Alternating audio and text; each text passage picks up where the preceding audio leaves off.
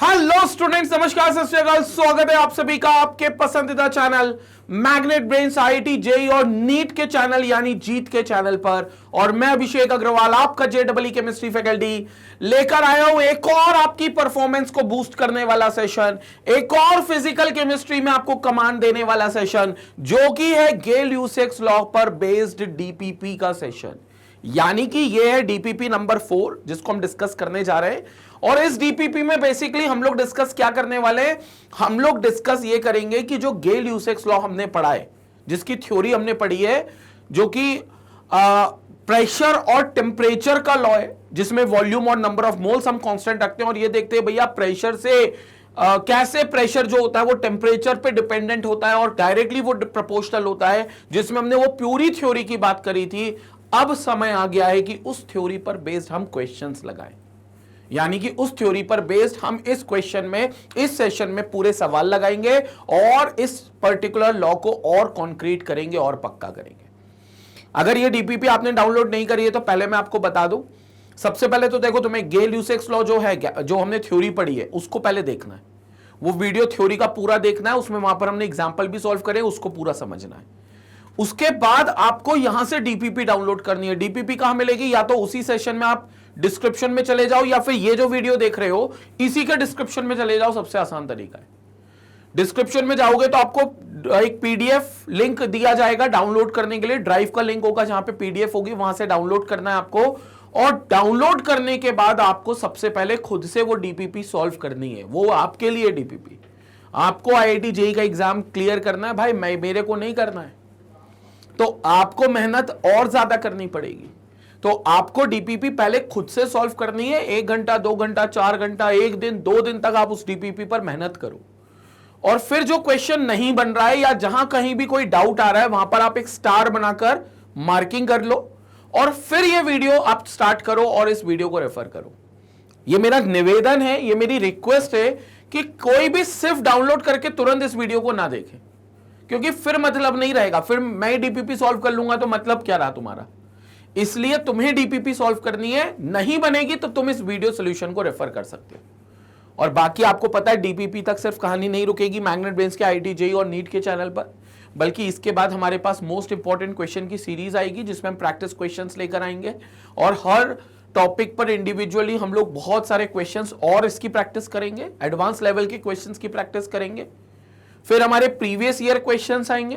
Previous year मतलब जो IIT JEE में पिछले कुछ सालों में 30-35 सालों तक के जो पेपर्स हैं, उनमें इस चैप्टर पर बेस्ड जितने भी क्वेश्चंस आए, हर एक क्वेश्चंस को हम लोग बिल्कुल शिद्दत से प्रैक्टिस करेंगे।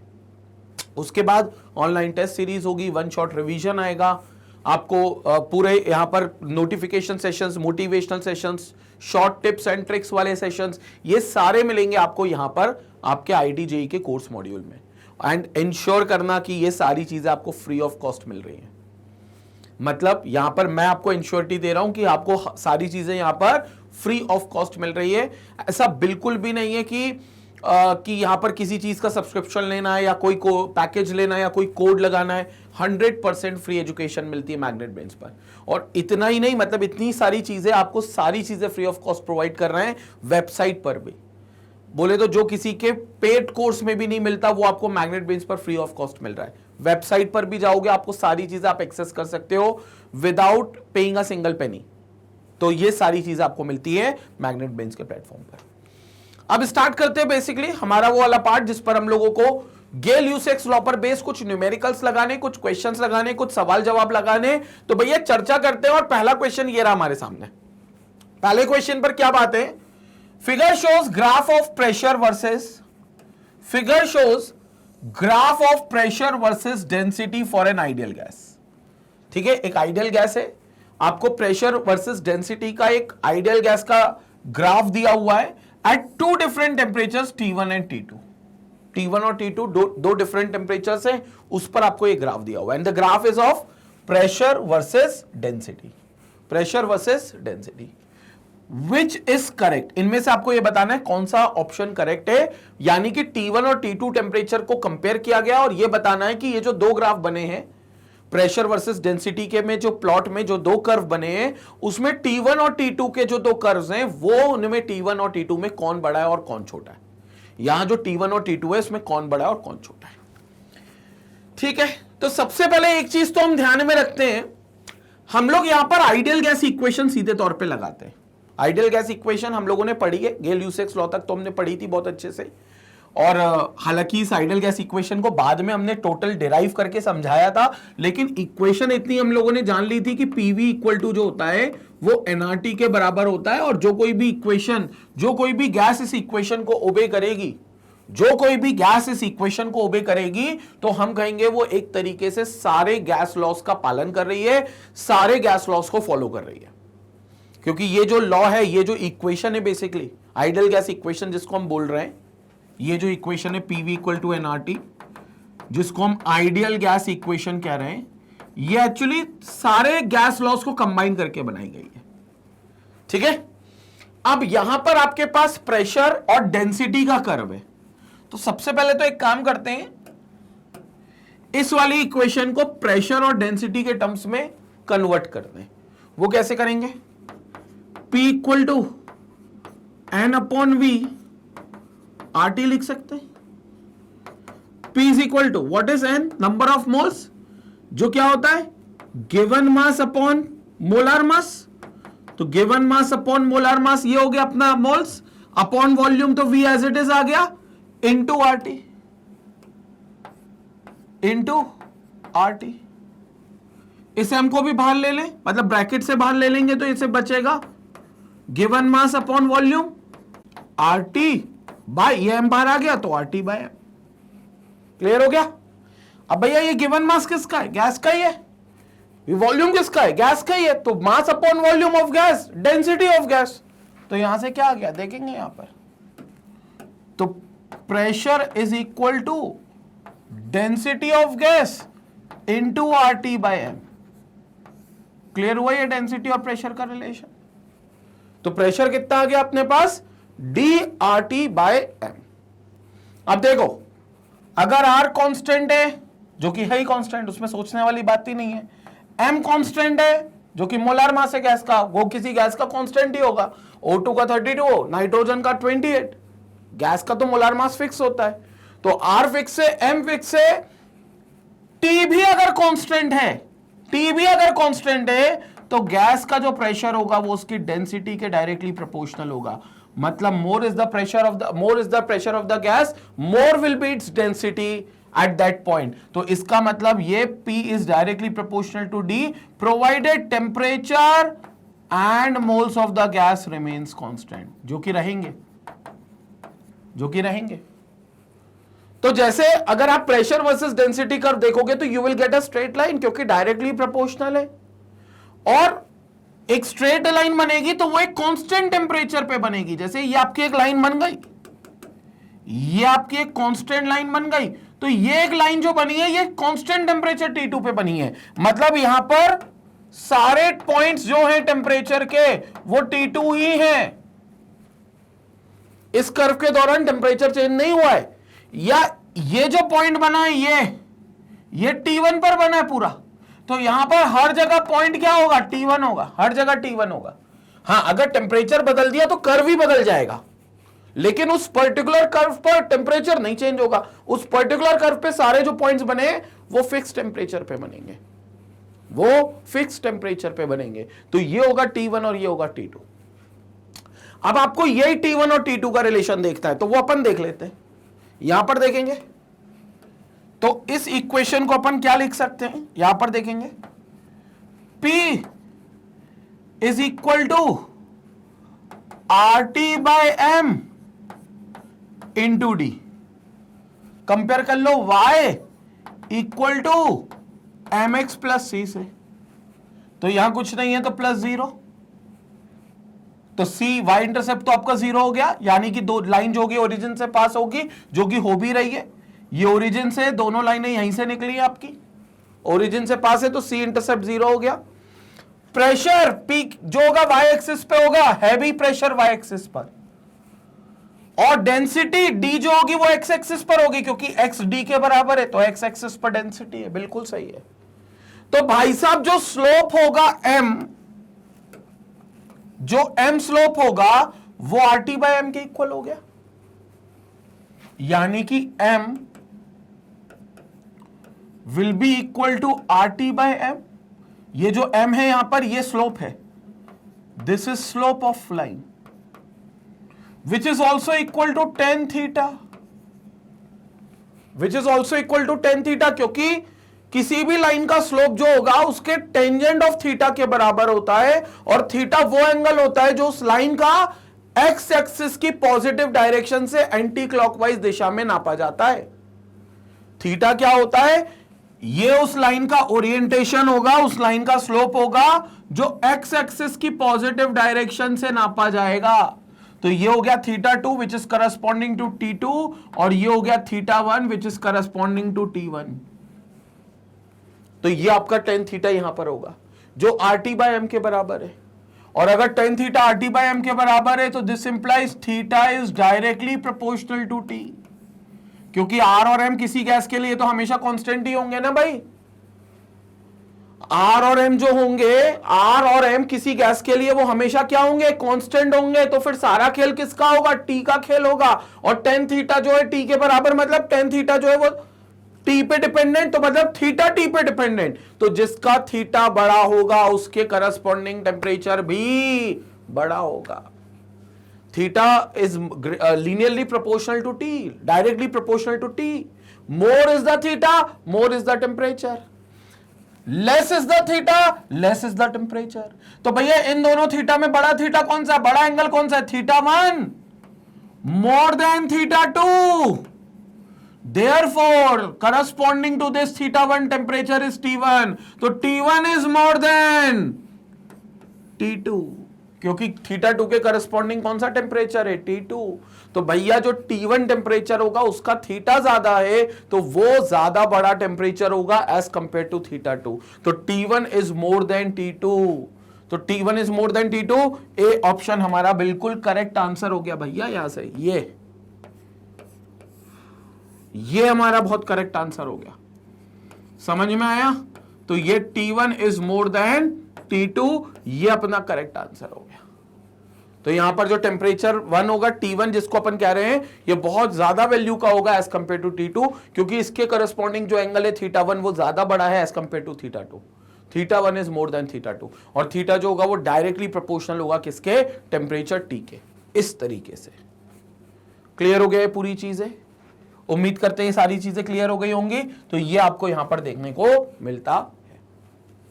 ठीक है, तो फर्स्ट ऑप्शन बिल्कुल करेक्ट है। ए ऑप्शन हमारी फर्स्ट क्वेश्चन जो डीपीपी का था उसका ए ऑप्शन करेक्ट है। स्क्रीनशॉट लपकेंगे, will move to the next question. इसके बाद स्क्रीनशॉट लेंगे।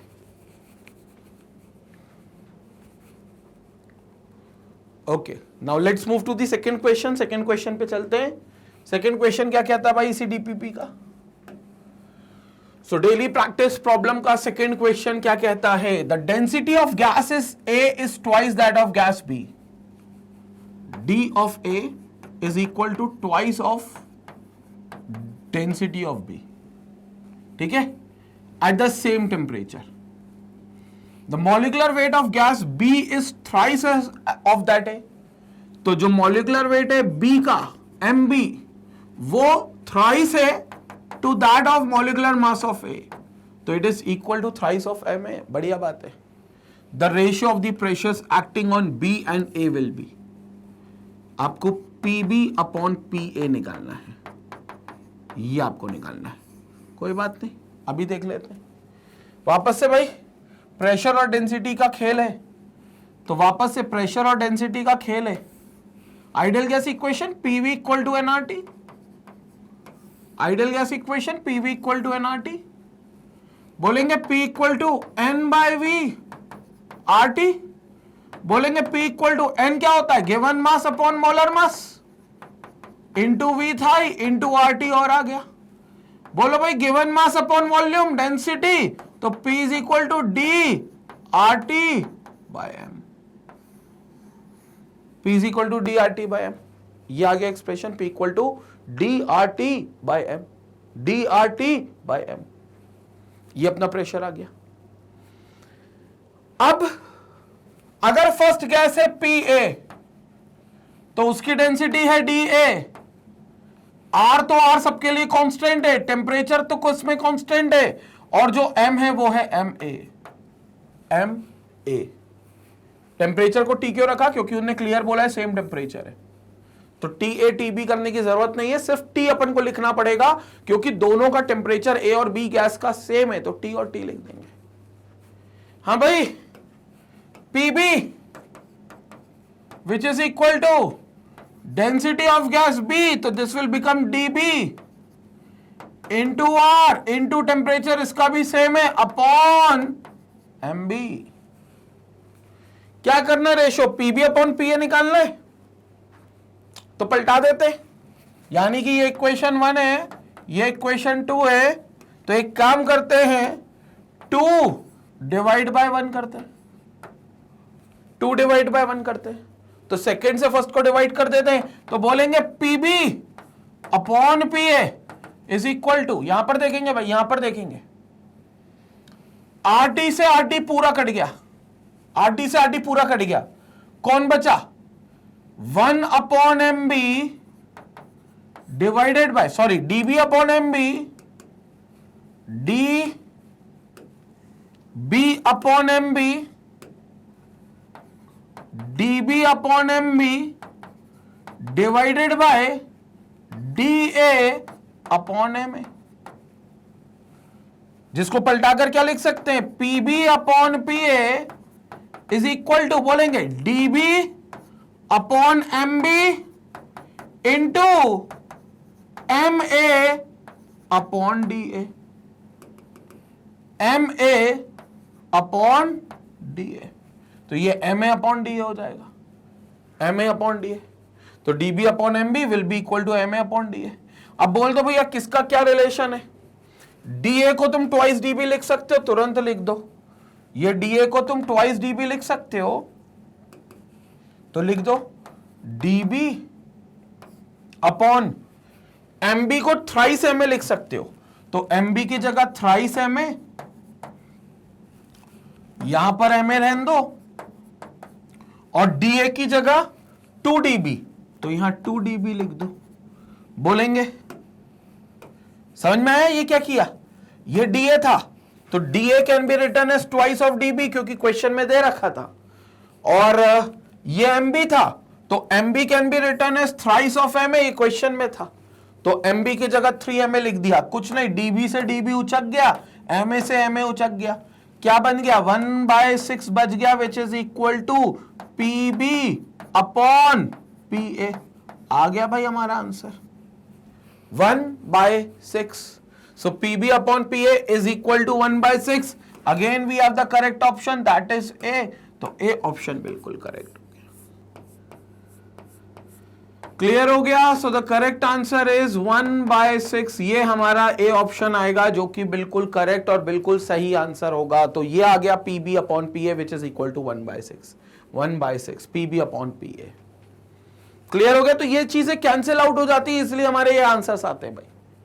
और ये जो इक्वेशंस दी थी, इसी इक्वेशंस को जब हम रखेंगे तब वो कैंसिल आउट हो जाएंगे, क्योंकि सारी चीजें डीबी और एमए के टर्म्स में आएंगी, न्यूमरेटर डिनोमिनेटर में। तो न्यूमरेटर डिनोमिनेटर में डीबी एमए है तो कट जाएंगे, सिर्फ नंबर बचेंगे, नंबर को सिंप्लीफाई करोगे तो 1/6 आपका आंसर आएगा, जो कि ए ऑप्शन था। सेकेंड क्वेश्चन का ए ऑप्शन करेक्ट है। क्लियर हो गया? Will move to the third question. पहले स्क्रीनशॉट ले लो भाई इसका।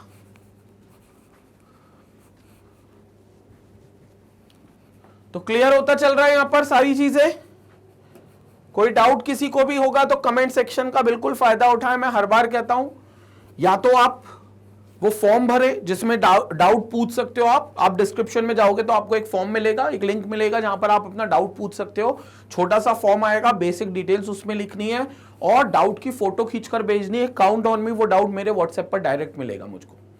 तुमको फिर मैं रिवर्ट नहीं कर पाऊंगा तुम्हारे व्हाट्सएप पे, लेकिन उसके लिए लाइव डाउट सेशंस हम लोग रखते हैं, जहां पर हम लोग आपके लाइव डाउट को कैटर करते हैं। या फिर भाई कमेंट सेक्शन का फायदा उठाओ, कमेंट सेक्शन में जाओ और डाउट्स लिखो। काउंट ऑन मी, मैं जब भी अपने फ्री टाइम पर रहता हूं मैं अपने वीडियो के कमेंट जरूर पढ़ता हूं, तो ऐसा ना सोचे कि मैं कमेंट नहीं पढ़ रहा हूं, मैं जरूर पढ़ता हूं और आपके डाउट्स को मैं फिल्टर करके निकाल कर लाता हूं, और उसके लिए भी फिर हम लाइव डाउट सेशंस में उनको सॉल्व करते हैं। लेकिन जितना ज्यादा पूछोगे उतनी ज्यादा क्लैरिटी होगी आपको, यहां पर उतनी ज्यादा क्लैरिटी होना जरूरी है। ये वाला पार्ट क्लियर हो गया क्वेश्चन नंबर 2 का, बहुत बढ़िया। Let's move to the question number 3। Question number 3 पे चलते हैं, अगले क्वेश्चन पर चलते हैं। यहां पर अगला क्वेश्चन क्या कहता है, ध्यान से सुनेगा अगला क्वेश्चन।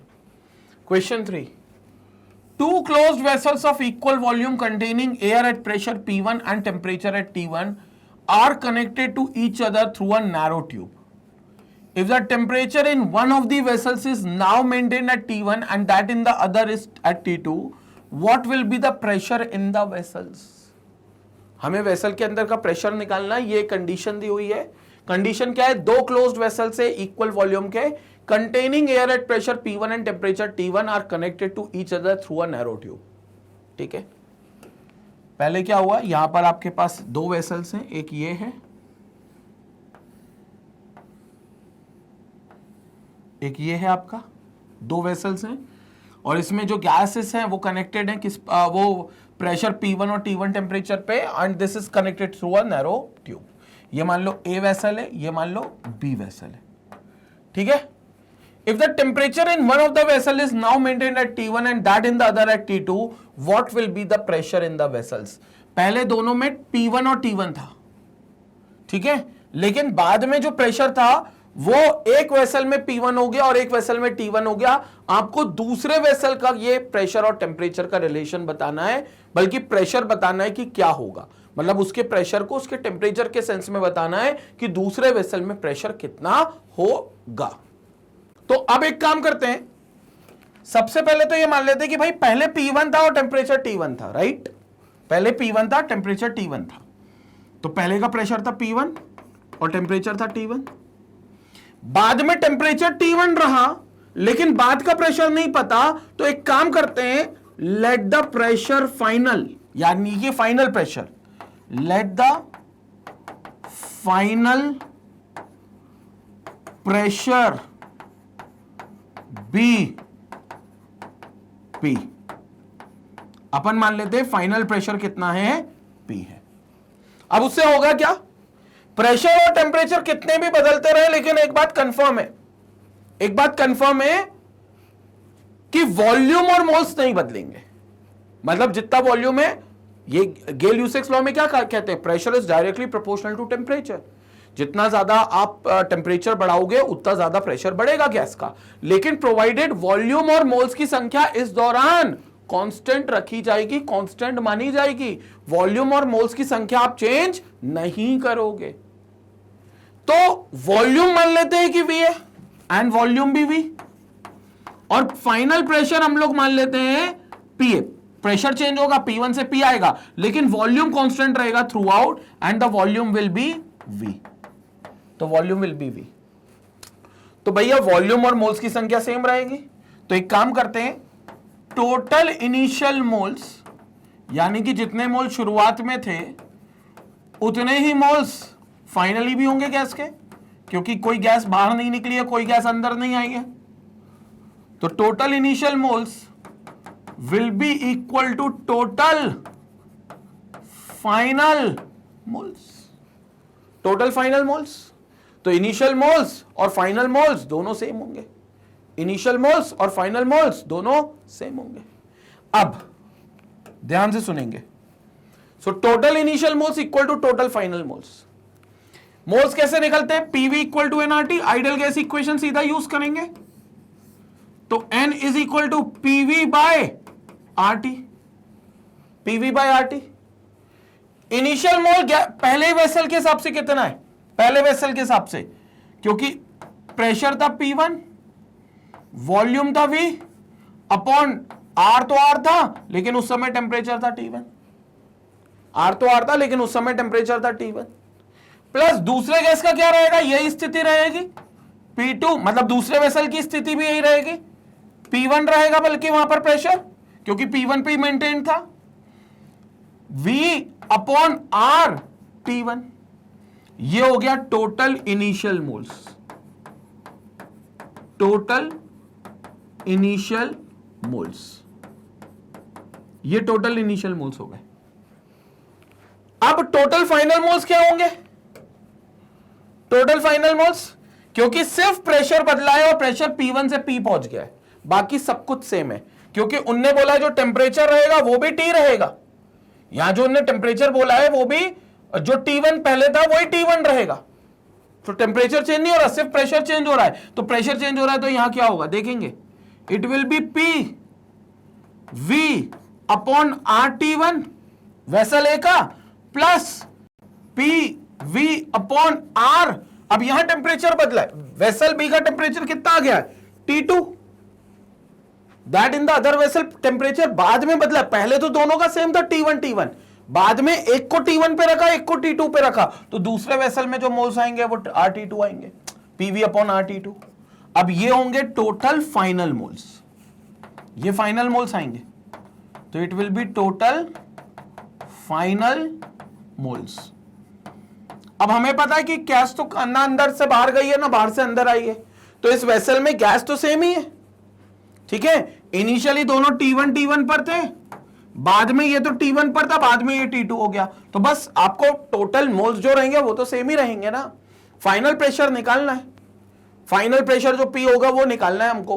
तो फाइनल प्रेशर P तब निकालेंगे जब दोनों मोल्स को इक्वल कर देंगे। तो अब दोनों मोल्स इक्वल कर देंगे क्योंकि total initial moles will be equal to total final moles. तो क्या होगा यहां पर देखेंगे, यहां पर क्या होगा देखेंगे, पहली इक्वेशन तो P1 V upon RT1 plus P1V upon RT1।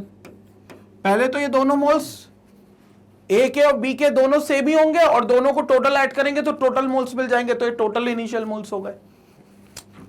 बाद में P1 की जगह it will become PV upon RT1 vessel A में plus PV upon RT2 vessel B में, क्योंकि दूसरे वेसल में ये हो गया, तो टोटल फाइनल मोल्स इन दोनों का एडिशन आ गया।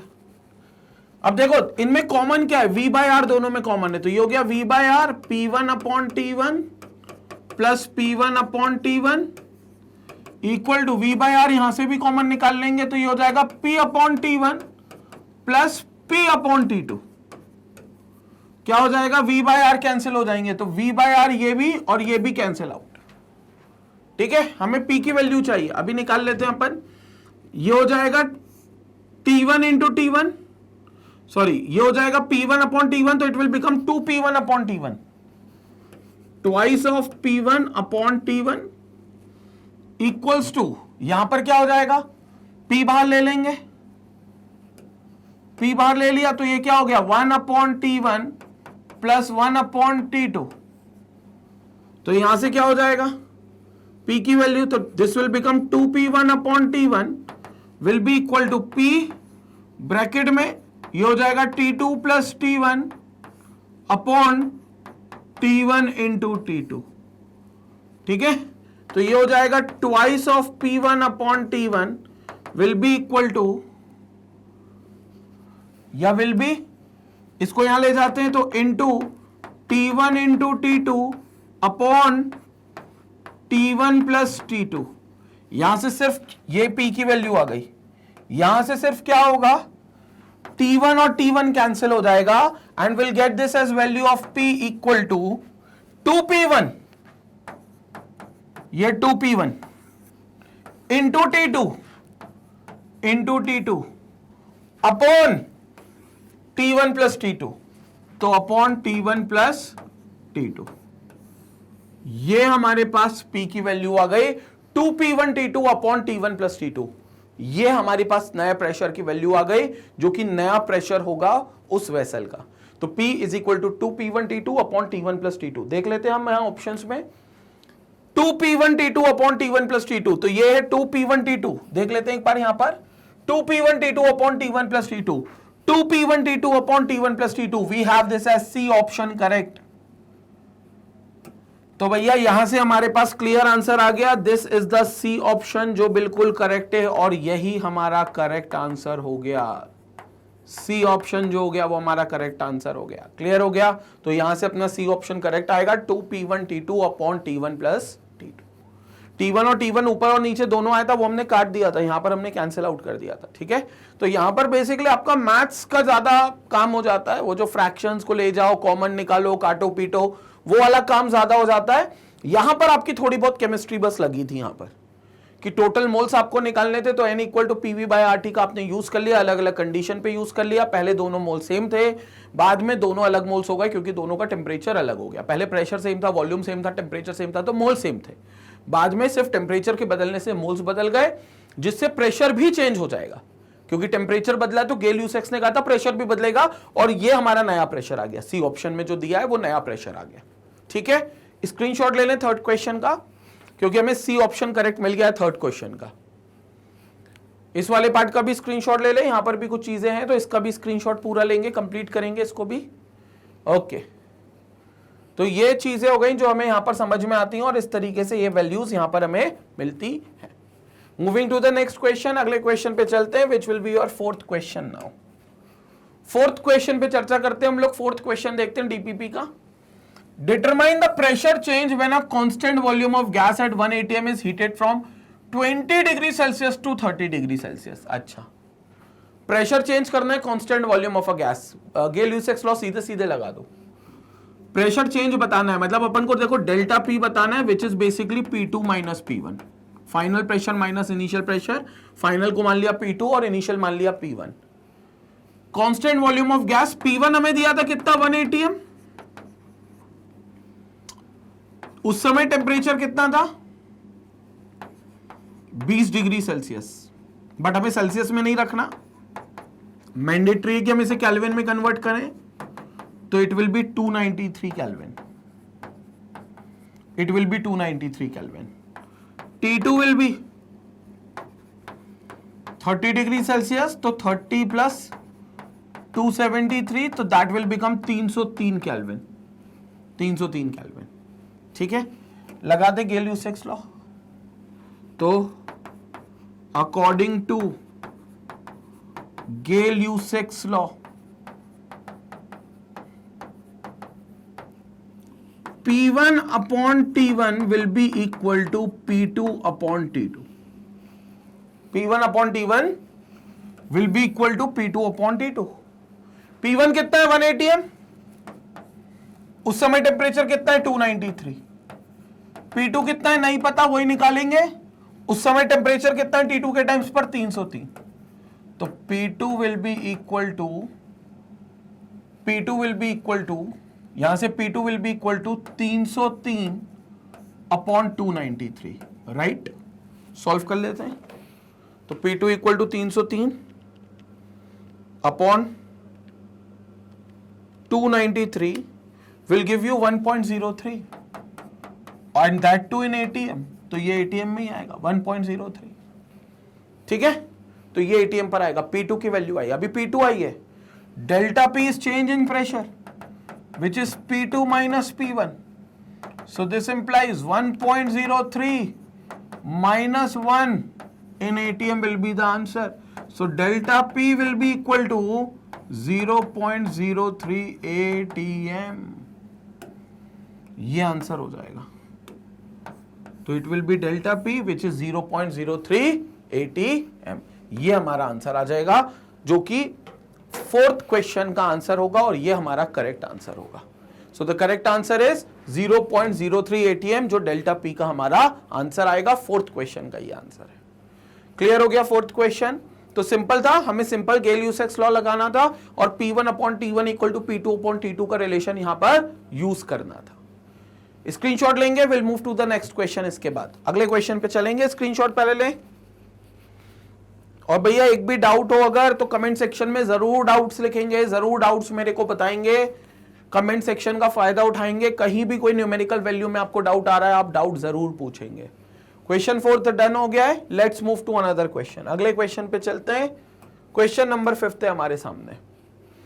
अ container of gas is initially at 0.500 ATM, 0.5 ATM पर है, and 25 degree Celsius, what will be the pressure be at 125 degree Celsius. पुराने क्वेश्चन जैसे ही है, बस इस बार डेल्टा पी नहीं निकालना, फाइनल प्रेशर निकालना है। P1 कितना दिया है, 0.5।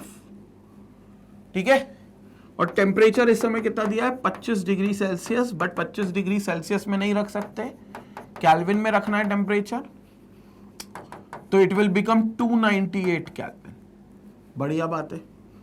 बाद में टेम्परेचर कितना कर दिया, 125 डिग्री सेल्सियस, तो 125 plus 273, so this will become 398 kelvin. ठीक है, अब क्या करें, गेल-यूसेक्स लॉ लगा दे सिंपल तरीके से। तो गेल-यूसेक्स लॉ अपन लगाते हैं यहां पर। So according to गेल-यूसेक्स law, Gay-Lussac's law apply करें, क्या हो जाएगा, P equal to K T, यही होता है, यानी कि P by T is equal to K constant. तो P और T कितना भी चेंज हो, लेकिन P बाई टी का रेशियो हमेशा क्या रहेगा, कांस्टेंट, और कभी चेंज नहीं होगा। P बाई टी का रेशियो कभी चेंज नहीं होगा, कांस्टेंट रहेगा। तो यहां से हम कह सकते हैं P1 upon T1 will be equal to P2 upon T2। This implies first pressure कितना है 0.5 और उस समय टेम्परेचर कितना है 298। दूसरा प्रेशर नहीं पता, निकालना है P2, टेम्परेचर कितना है 398। तो दूसरा प्रेशर कितना है 39, टेम्परेचर कितना है 398। तो पहला pressure P1 0.5, temperature 298, second pressure निकालना है P2, लेकिन उस समय टेम्परेचर 398। बोले भाई यहां देखेंगे P2 equal to 398 into 0.5 upon 298, तो P2 will be equal to 398 का आधा करेंगे, 400 का आधा होता तो कितना होता 200, लेकिन 2 और कम है तो 199 अपॉन 298 कर लेते। तो P2 is equal to 199 upon 298, 199 divided by 298, the answer is 0.66।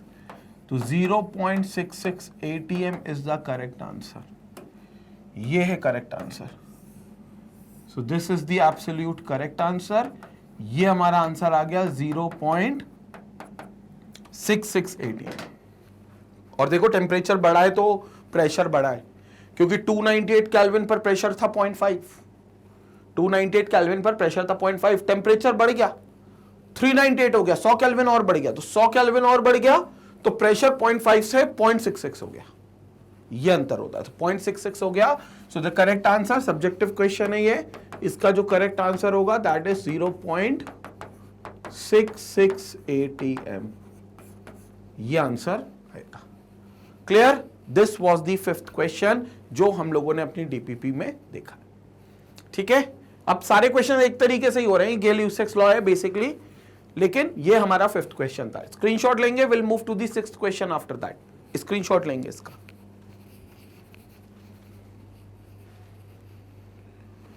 Okay, तो फिफ्थ क्वेश्चन क्लियर हो गया, यहां पर एकदम क्रिस्टल क्लियर है, कोई डाउट नहीं है। Let's move to the sixth question. सीधा चलते हैं इसके बाद किस क्वेश्चन की तरफ, सिक्स्थ क्वेश्चन की तरफ। सो this will be your question number 6। A gas container is initially at 47 mm Hg। एक गैस कंटेनर है जो 47 mm Hg पर है एंड 77 केल्विन, ठीक है, 77 केल्विन पर है लिक्विड नाइट्रोजन टेम्परेचर, जो कि बेसिकली लिक्विड नाइट्रोजन का टेम्परेचर है। ठीक है, what will be the pressure be when the container warms up to room temperature of 25 degree Celsius. हमें फाइनल प्रेशर बताना है जब उस कंटेनर को वार्म किया जाए up to room temperature 25 degree Celsius तक। सिंपल खेल है, प्रेशर 1 दिया हुआ है इनिशियली 47, इनिशियल प्रेशर दिया हुआ है 47 mm ऑफ Hg, तो it is 47 mm of Hg। और इस समय जो टेम्परेचर है T1 वो कितना है 77 केल्विन। ये ऑलरेडी केल्विन में है तो इसको अपन केल्विन में ही रखेंगे। फाइनली P2 हमें नहीं पता, वही हमें निकालना है, लेकिन हमें जो T2 दे रखा है वो दे रखा है 25 डिग्री सेल्सियस, और 25 डिग्री कितना होता है 25 plus 273, so that will become 298 kelvin. फिर से वही गेल-यूसेक्स लॉ लगाएंगे। So according to गेल-यूसेक्स law, according to गेल-यूसेक्स law, P equal to K T, यानी कि P by T equal to constant, ये हमेशा K कॉन्स्टेंट के बराबर है, ये कभी नहीं चेंज होगा, इसलिए हम कहते हैं P1 upon T1 will be equal to P2 upon T2। Apply कर दो, प्रेशर 147, उस समय टेम्परेचर 77 मात्र, फिर P2 निकालना है, कितना होगा जब टेम्परेचर पहुंच जाएगा 298, तो P2 निकाल लेते हैं यहां से। So we have this as P2 equal to, यहां से P2 equal to 298 into 47 upon 77, तो P2 यहां से कैलकुलेट कर लेते हैं, that will be the final pressure. तो 298 इंटू 47 डिवाइडेड बाय 77, 181.89, तो 181.89 mm of Hg, this is millimetre of mercury, क्योंकि हमने जो P1 रखा था वो भी mm ऑफ Hg में रखा था। अगर आप इसको चेंज करना चाहो तो आप बिल्कुल चेंज कर सकते हो, अगर 760 mm ऑफ Hg करते हो तो वो 1 atm के बराबर होता है, 760 mm ऑफ Hg, तो फिर आप निकाल लोगे कि ये कितने atm के बराबर होता है, if in case you want to convert it into atm। लेकिन यहां पर सब्जेक्टिव है तो हमें बताया नहीं गया किसमें कन्वर्ट करना है, but if you want to convert this mmHg into atm तो भैया 760 mm ऑफ Hg जो कि रूम टेम्परेचर, जो कि नॉर्मल एटमॉस्फेरिक प्रेशर होता है, वो 1 atm के बराबर होता है। तो आप इस कन्वर्जन से आप यूज कर सकते हो और बता सकते हो कि 181.89 mmHg कितने atm के बराबर होगा। तो ये कन्वर्जन भी आप देख सकते हो, ये भी आपको मिल जाएगा। बट दिस इज हाल फिलहाल करेक्ट आंसर है हमारा, ये करेक्ट आंसर है। तो ये हमारा करेक्ट आंसर हो गया। क्लियर हो गया? स्क्रीनशॉट ले लें एक बार, फिर हम आगे चर्चा करते हैं अगले क्वेश्चन की तरफ। ये था 6th क्वेश्चन जो हमने यहां पर सॉल्व किया है। स्क्रीनशॉट ले लें एक बार आप।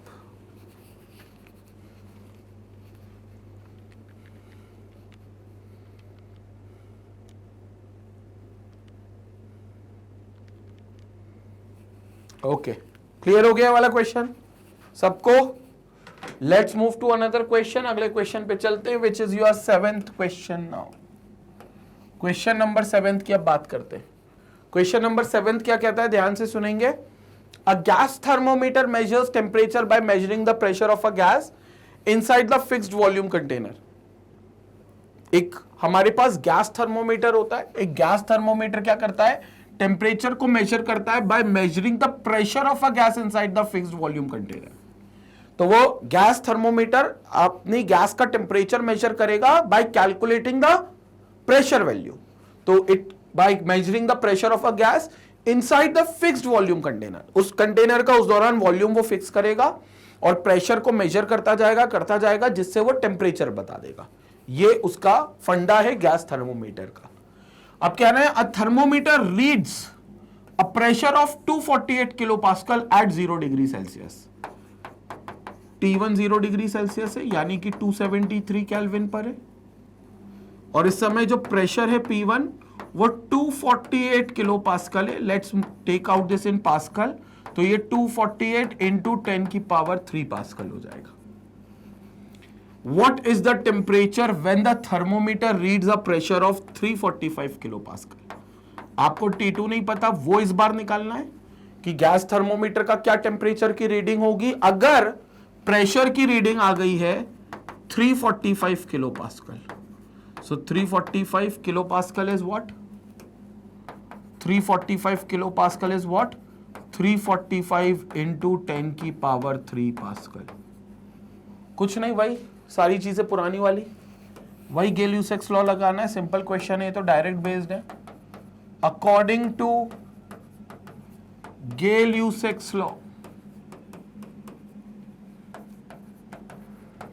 प्रेशर जो होगा वो KT के बराबर, प्रेशर directly proportional to temperature, proportionality का साइन ओपन करेंगे तो एक कांस्टेंट आएगा K, तो P इक्वल टू KT। अब भले P कितना बढ़े उससे T कितना भी बढ़े, या T कितना भी बढ़े उससे P कितना भी बढ़े, प्रेशर और टेम्परेचर का जो रेशियो होगा वो कांस्टेंट रहेगा। प्रेशर और टेम्परेचर का जो रेशियो रहेगा वो बिल्कुल कांस्टेंट रहेगा, उसमें कोई चेंजेस नहीं होंगे, उसमें कोई चेंजेस नहीं होंगे। तो P by T will always be equal to K constant. तो इसका मतलब ये हो गया भाई P1 upon T1 will be equal to P2 upon T2। This implies pressure 1 कितना है 248 इंटू 10 की पावर 3 अपॉन उस समय टेम्परेचर है 273, सेकेंड प्रेशर कितना है 345 इंटू 10 की पावर 3 अपॉन उस समय टेम्परेचर कितना है वही कैलकुलेट करना है। तो T2 कैलकुलेट करना है। So this implies T2 equal to 345 into 10 की पावर 3 इंटू 273 अपॉन 248 इंटू 10 की पावर 3। सिंपल मैथ से क्रॉस मल्टीप्लाई वाली 10 की पावर 3 से 10 की पावर 3 कैंसिल, क्या बच गया आपके पास T2 equal to 345 into 273 upon 248। कर लेते हैं सॉल्व। 345 इंटू 273 भैया आपको मैनुअली करना है, कैलसी मेरे को अलाउड है क्योंकि मेरा मैथ्स बहुत कमजोर है भाई। Divided by 248 so you will get 379.7। 379.7 ये किस में आएगा, ये पास्कल में आएगा क्योंकि we have converted everything into pascal. Clear हो गया। तो ये कितना आएगा इस बार 10 की पावर 3 से 10 की पावर 3 कैंसिल हो गया ना वहां पर सारी चीजें, किलो पास्कल से किलो पास्कल कैंसिल। सो जो अच्छा ये T2 है वैसे भी, सॉरी माय मिस्टेक, तो ये T2 है तो ये केल्विन में आएगा, केल्विन में। ठीक है, this is not the pressure value, this is in kelvin. ठीक है, सो दिस इज 379.7 केल्विन। और अब देखो 273 पे 248 था, 248 किलो पास्कल, T2 पर 345 हो गया, मतलब प्रेशर बढ़ा तो 100% टेम्परेचर भी बढ़ेगा और 273 से 379.7 आ गया, 273 से 379.7 आ गया। टेम्परेचर बढ़ गया ना, बढ़ना चाहिए था भाई क्योंकि प्रेशर बढ़ गया, क्योंकि प्रेशर और टेम्परेचर डायरेक्टली प्रोपोर्शनल है। जितना ज्यादा टेम्परेचर बढ़ाओगे उतना ज्यादा प्रेशर बढ़ेगा, तो इसका प्रेशर उतना ज्यादा बढ़ेगा। क्लियर हो गया, ये हो गया क्वेश्चन नंबर 7 क्लियर। क्लियर हो गया एकदम। स्क्रीनशॉट ले लें फिर आगे और चर्चा करते हैं इस पर। स्क्रीनशॉट ले लें पहले इसका 7th क्वेश्चन का।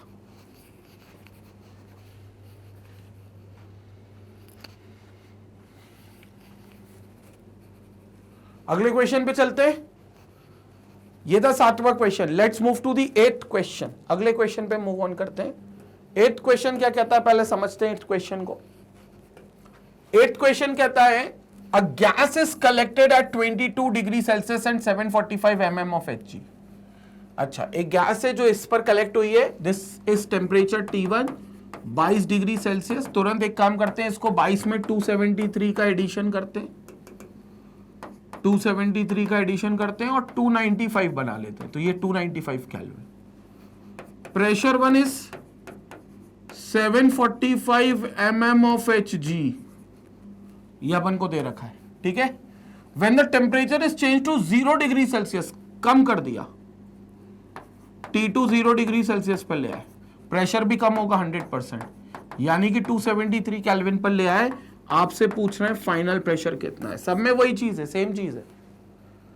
ठीक है, बस कंडीशंस अलग अलग दी हुई है, क्वेश्चंस बिल्कुल सेम है।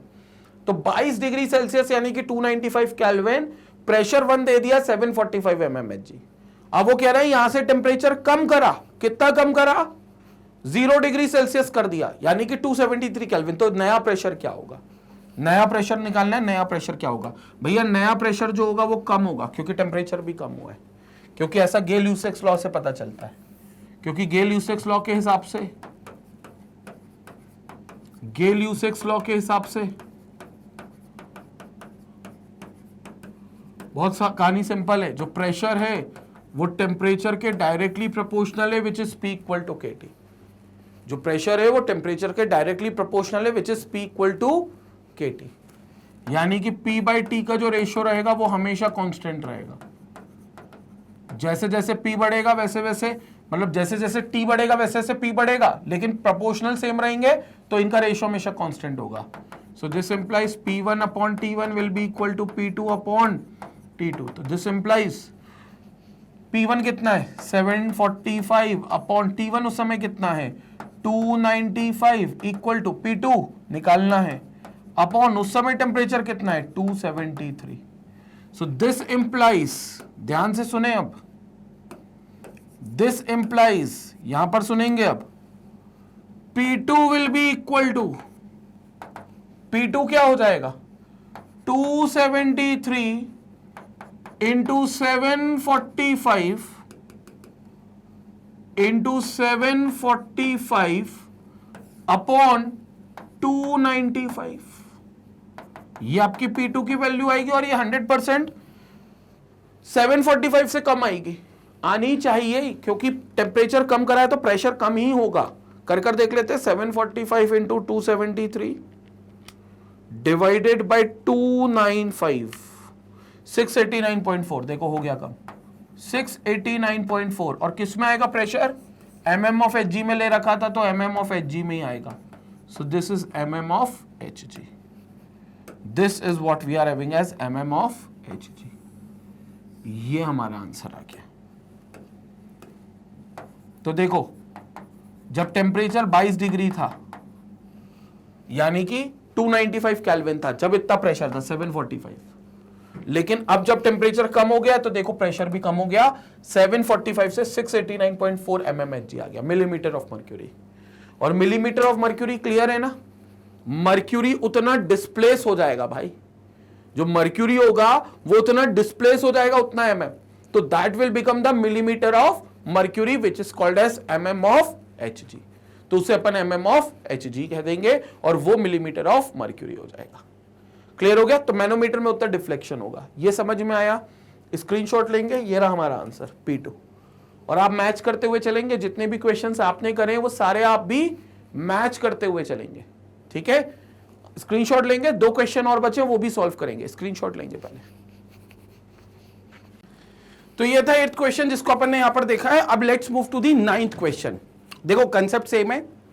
Pressure is directly proportional to temperature और P इक्वल टू KT. तो प्रेशर हमेशा चेंज होगा जब टेम्परेचर चेंज होगा. प्रिसाइसली टेम्परेचर बढ़ाओगे तो प्रेशर बढ़ेगा, टेम्परेचर घटाओगे तो प्रेशर भी घटेगा. ठीक है, लेकिन प्रेशर और टेम्परेचर का जो रेशियो आता है वो कांस्टेंट रहेगा, क्योंकि टेम्परेचर दुगना तो प्रेशर भी दुगना, तो दो गुना कैंसिल हो जाएगा. अल्टीमेटली रेशियो वही आएगा जो पहले से था, तो P/T जो रहेगा वो कांस्टेंट रहेगा.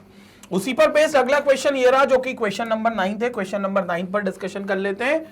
क्वेश्चन 9 कहता है a gas has a pressure of 699.0 mmHg at 40 degree Celsius.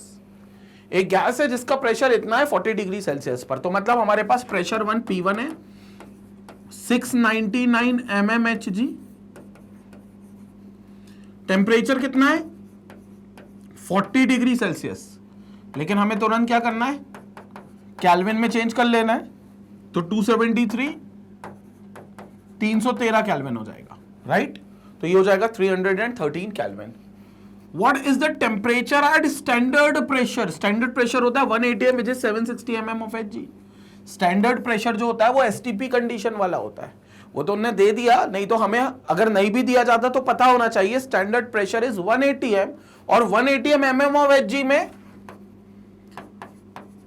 760 होता है, तो it is 760 mm of Hg. 760 होगा.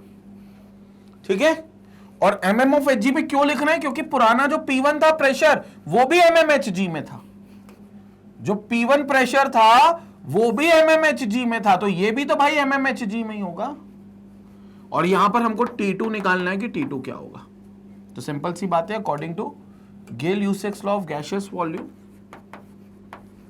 According to गेल-यूसेक्स law of gaseous volume, P equal to KT. P जो होगा वो KT के बराबर होगा. So this implies P/T is equal to K, a constant. तो यहां से हम निकाल सकते हैं क्या, P1 upon T1 will be equal to P2 upon T2. ये हम लिख सकते हैं. तो अलग अलग कंडीशंस पर इसको पुट अप कर देंगे.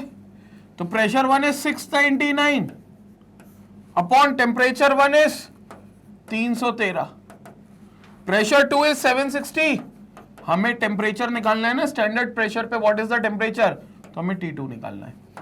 सो this implies T2 is equal to 760 into 313 313 upon 699। तो यहां हो जाएगा T2 will be equal to 760 into 313 करके देख लेते हैं। 760 इंटू 313 डिवाइडेड बाय 699 340.31 340.31 केल्विन। तो देखो पहले प्रेशर था 699, 699 से बढ़ाकर कर दिया 766, तो प्रेशर बढ़ा है 100%, टेम्परेचर भी बढ़ा होगा। टेम्परेचर था पहले 40 डिग्री सेल्सियस, अभी टेम्परेचर आ गया 340.31 केल्विन। अब तुम चाहो तो 40 डिग्री सेल्सियस में वापस ला सकते हो, क्योंकि तुम्हें डिग्री सेल्सियस में ही आंसर लिखना होगा यहां पर। तो T2 will be equal to 340.31 minus 273, तो T2 will be equal to 67.31 degree Celsius. 67.31 degree Celsius ये हमारा आंसर हो जाएगा। So this will be the correct answer, 67.31 degree Celsius. तो यहां पर जो आंसर आएगा वो आएगा 67.31 degree Celsius, which will be the correct answer. Clear हो गया ये वाला पूरा पार्ट। तो इसमें क्या हुआ था कि 40 डिग्री सेल्सियस पर इतना प्रेशर था, बाद में प्रेशर बढ़ा, बाद में स्टैंडर्ड प्रेशर हो गया जो कि 760 होता है, तो 699 से 760 mmHg आ गया, तो 100% टेम्परेचर भी बढ़ा होगा, तभी प्रेशर बढ़ा है। तो टेम्परेचर 40 डिग्री से कितना हो गया देख लो आप, 67.31 डिग्री सेल्सियस हो गया। ये आपका फाइनल टेम्परेचर आ गया, केल्विन में 340, और वैसे अगर आप देखोगे डिग्री सेल्सियस में तो it will B 67.31 degree Celsius. Clear हो गया? स्क्रीनशॉट ले लें, इसके बाद हम अगले क्वेश्चन पर चलेंगे जो कि क्वेश्चन 10th होगा। स्क्रीनशॉट लेंगे, यहां पर लेंगे।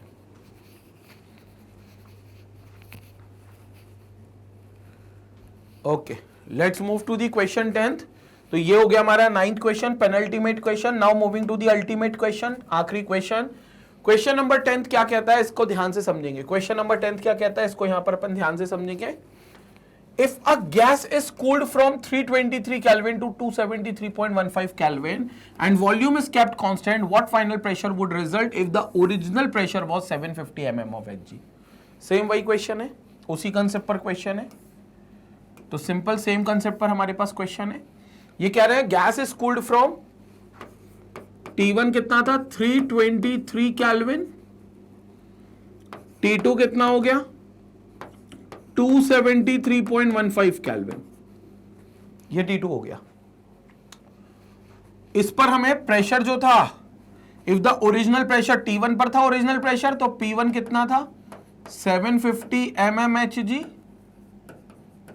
हमें इस पर निकालना है कि फाइनल प्रेशर कितना होगा, what will be the final pressure, what final pressure would result. हमको फाइनल प्रेशर निकालना है, यानी कि P2 निकालना है। तो ठीक है, सिंपल, अकॉर्डिंग टू गेल-यूसेक्स लॉ, वही सारी चीजें सेम है। अकॉर्डिंग टू गेल-यूसेक्स लॉ भैया क्या होगा, प्रेशर जो होता है वो टेम्परेचर के बिल्कुल डायरेक्टली प्रोपोर्शनल होता है, जिसमें प्रोपोर्शनलिटी का साइन ओपन होगा तो कांस्टेंट आएगा, तो P इक्वल टू KT हो जाएगा। जितना ज्यादा टेम्परेचर आप गैस का बढ़ाओगे उतना उसका प्रेशर बढ़ेगा, प्रोवाइडेड मोल्स और वॉल्यूम उस गैस का कांस्टेंट रखें। और इसका सबसे अच्छा एग्जांपल जो गेल-यूसेक्स लॉ का था वो गैस वो प्रेशर कुकर का था। प्रेशर कुकर याद है ना आपको, आप प्रेशर कुकर का जो ढक्कन होता है, जो अपर का पार्ट रहता है, उसका जो लिड रहता है, उसको बहुत टाइटली आप बंद करते हो। कई बार तो इतना टाइटली बंद करते हो कि बाद में आपसे भी नहीं खुलता, बट एनीवे उसको इतना टाइटली क्यों बंद करते हैं, क्योंकि हम वॉल्यूम को कांस्टेंट रखना चाहते हैं। और अब उसको चूल्हे पे चढ़ाएंगे तो नीचे से हीट देंगे तो टेम्परेचर बढ़ेगा। The more the temperature will rise, the more the pressure will going to increase. तो मोर प्रेशर वहां पर इंक्रीज होगा, प्रेशर वहां पर बढ़ेगा। ठीक है, तो जितना ज्यादा टेम्परेचर उतना ज्यादा प्रेशर, और वो खाना फिर जल्दी पक जाएगा। ये कहना चाहिए वो खाना जल्दी वहां पर पक जाएगा। तो भैया P इक्वल टू KT हो गया, this is P equal to KT। अब क्या करें, यहां पर P इक्वल टू KT हो गया, तो यानी कि प्रेशर और टेम्परेचर का जो रेशियो है वो कांस्टेंट रहेगा, वो हमेशा K के बराबर रहेगा।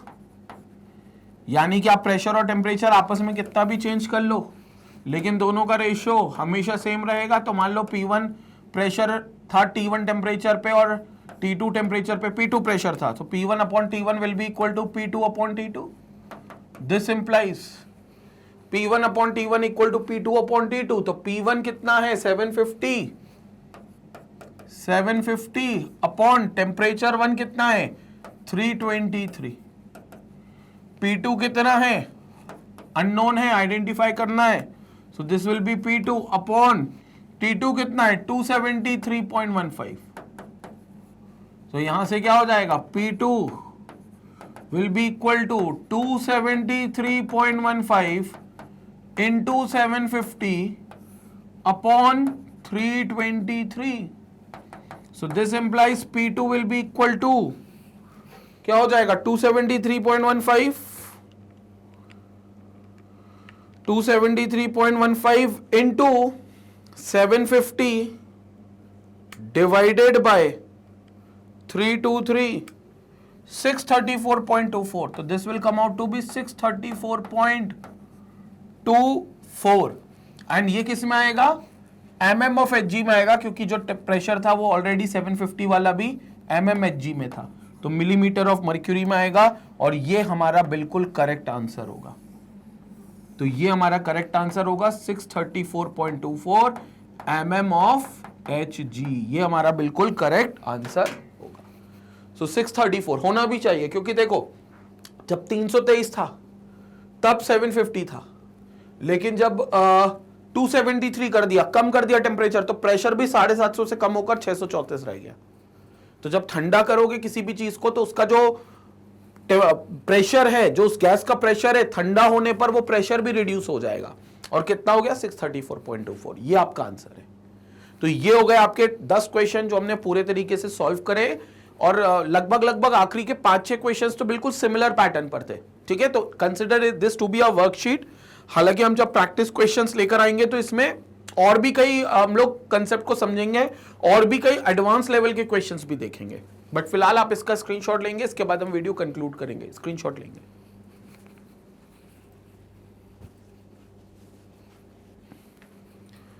तो यहां पर खत्म होता है हमारा डीपीपी का पूरा सोल्यूशन, जो कि हमारी डीपीपी थी based on Gay-Lussac's law of gaseous volume पर। ठीक है, और बेसिकली गेल-यूसेक्स लॉ पर हमने बात करी थी कि जो प्रेशर और टेम्परेचर है, गेल-यूसेक्स लॉ पर हमने बात करी थी कि जो प्रेशर और टेम्परेचर है वो एक दूसरे के बिल्कुल डायरेक्टली प्रोपोर्शनल होता है। ठीक है, गैसियस वॉल्यूम का नहीं था, बेसिकली गेल-यूसेक्स लॉ था, जो कि हमारा एक गैस लॉ था जिसमें प्रेशर डायरेक्टली प्रोपोर्शनल रहेगा टेम्परेचर से। जितना ज्यादा टेम्परेचर बढ़ाओगे उतना ज्यादा प्रेशर भी बढ़ेगा। क्लियर हो गया। बाकी अगर आप YouTube पर कोई लेक्चर मिस आउट कर रहे हो या YouTube पर आपको कोई ऑर्गेनाइज्ड प्लेलिस्ट अगर नहीं मिलती है, जैसे होता क्या है आप YouTube पर कोई टॉपिक सर्च करो तो उस टॉपिक के भटेरों वीडियोस आपको मिल जाते हैं, लेकिन आपको एक वीडियो देखने के बाद अब ये पता नहीं चलता अब इसके बाद कौन सा तुरंत वीडियो देखें, मतलब इस टॉपिक की एप्लीकेशन कहां देखें। मान लो इसमें तुमने थ्योरी पढ़ी तो अब तुम क्वेश्चन वाला वीडियो देखोगे तो क्लियर हो जाएगा ना वो टॉपिक, और उसके एग्जांपल्स वाला वीडियो देखोगे तो क्लियर हो जाएगा। या कोई ऐसा टॉपिक पढ़ो जहां पर उसका यूज हुआ हो, एप्लीकेशन लगी हो उसकी, तो वो एक सीक्वेंस में पढ़ाई कहते हैं उसको, जो YouTube पर नहीं मिलती, क्योंकि YouTube पर आप मैनुअली सर्च करते हो। तो सबसे बेहतर और सबसे अच्छा तरीका है कि आप वेबसाइट पर आकर पढ़ो जहां पर आपको ऑर्गेनाइज्ड प्लेलिस्ट मिलती है। और ऑर्गेनाइज्ड प्लेलिस्ट का फायदा क्या है कि पढ़ाई में आपको एक इंटरेस्ट बना रहता है, एक जो सीक्वेंस आप फ्लो करते, जो मेंटेन करते हो, जो फ्लो बनता है, मोमेंटम बनता है वहां पर, वो मेंटेन रहता है। बहुत आसान तरीका है। आप जैसे ही होम पेज पर आओगे आपको IIT JEE का सेगमेंट यहां पर मिलेगा, क्योंकि आपको अगर CBSE 12 तक की लेवल की तैयारी कर रहे हो, बोर्ड लेवल की, तो आप फिर CBSE K-12 का भी कोर्स देख सकते हो, वहां पर भी अवेलेबल है। लेकिन अगर आप IIT JEE के लिए स्पेसिफिकली तैयारी कर रहे हो तो आप IIT JEE का कोर्स देखो। इसमें क्रैश कोर्स है। क्रैश कोर्स उन बच्चों के लिए जिनके पास JEE का कम समय बचा है तैयारी करने का, 4 महीने, 5 महीने, 6 महीने हैं, तो आप ये कोर्स देख सकते हो। 6 महीने से ज्यादा हैं तो फिर आप IIT JEE के रेगुलर कोर्सेज देखो। वॉच नाउ पर आप क्लिक करोगे तो आपको यहां पर पूरे चैप्टर की लिस्टिंग आएगी। चैप्टर, पहला चैप्टर ये, दूसरा ये, तीसरा ये, पूरा सीक्वेंस में चैप्टर आएंगे। चैप्टर के साइड में एक प्लस का बटन भी है, प्लस का आइकन भी है। जैसे ही क्लिक करोगे तो उस चैप्टर के अंदर के सारे टॉपिक्स सीक्वेंस में आएंगे। पहला टॉपिक ये था, दूसरा ये था, तीसरा ये था। कहीं किसी टॉपिक की शीट भी होगी तो देखो यहां पीडीएफ का आइकन दिख रहा है, तो उस टॉपिक की शीट भी आपको मिलेगी, डीपीपी की शीट, और उस डीपीपी के सॉल्यूशन भी उसके नीचे मिल जाएंगे। तो कहीं भटकने की जरूरत नहीं है, वन स्टॉप सॉल्यूशन है मैग्नेट ब्रेन्स की वेबसाइट। और बिल्कुल हाई क्वालिटी का बफर फ्री वीडियो रन होगा। अगर आपका नेट कनेक्शन बढ़िया है तो आपको बफर फ्री वीडियो मिलेगा, और बता दूं वो भी बिना किसी चार्ज के, बिना किसी पैसे दिए। क्योंकि कई लोगों को लग रहा है कि भाई वेबसाइट पे बुला रहे हैं तो कोई सब्सक्रिप्शन बाय करने को बोल दिया जाएगा, अभी कोई कोड बोलेंगे सर, अभी कोई पैकेज खरीदने को बोलेंगे, कोई फीस पे करनी होगी। कुछ नहीं करना ऐसा, 100% फ्री एजुकेशन है। जैसे आप YouTube पर देखते हो लेक्चर्स, वैसे ही आपको वेबसाइट पर भी लेक्चर्स दिखेंगे बिल्कुल फ्री। बस यहाँ पर एक्स्ट्रा एज ये भी होगी कि आपको प्लेलिस्ट भी मिलेगी, और अभी टेस्ट का फीचर आने वाला है, ऑनलाइन टेस्ट आपके होंगे टॉपिक वाइज, वो सारे फीचर्स आपको वेबसाइट पे मिलेंगे, YouTube पर नहीं मिलेंगे। तो वेबसाइट्स इसलिए विजिट करें, और बिल्कुल फ्री कंटेंट है। और ऐसा नहीं कि 1 2 4 चैप्टर फ्री है, 100% सिलेबस जो है, पूरा कोर्स आपका, चाहे कोई सा भी कोर्स की आप तैयारी कर रहे हो, कोई भी सब्जेक्ट आप देखो, आपको फ्री कंटेंट यहां पर मिलेगा, बिल्कुल फ्री कंटेंट। ठीक है, तो अगर कोई तुम्हारे फ्रेंड्स हो या रिलेटिव्स हो जो अभी एक ऐसे चैनल को ढूंढ रहे हैं कि भाई जहां पर वन स्टॉप सोल्यूशन हो, जहां पर सारी चीजें हमें मिल जाए, फिर चाहे हमारे थ्योरी हो, थ्योरी के लेक्चर्स हो, फिर चाहे हमारी शीट सॉल्विंग हो, प्रीवियस ईयर क्वेश्चंस हो, प्रैक्टिस क्वेश्चंस हो, इंपॉर्टेंट क्वेश्चंस हो, वन शॉट रिवीजन हो, टेस्ट सीरीज हो, सारी चीजों का अगर वो वन स्टॉप सोल्यूशन चाहते हैं तो उन लोगों के साथ ये चैनल जरूर शेयर करें। और सिर्फ आईआईटी जेईई वाले नहीं, नीट वालों के साथ भी शेयर कर सकते हो, क्योंकि इस चैनल पर नीट की तैयारी भी चल रही है। NEET physics, NEET chemistry, NEET biology के भी एक्सक्लूसिव लेक्चर्स आपको मिल रहे हैं, वो भी फ्री ऑफ कॉस्ट। तो इसी तरीके से मैग्नेट ब्रेन्स को अपना प्यार और सपोर्ट देते रहे। Stay connected, stay educated. Thank you.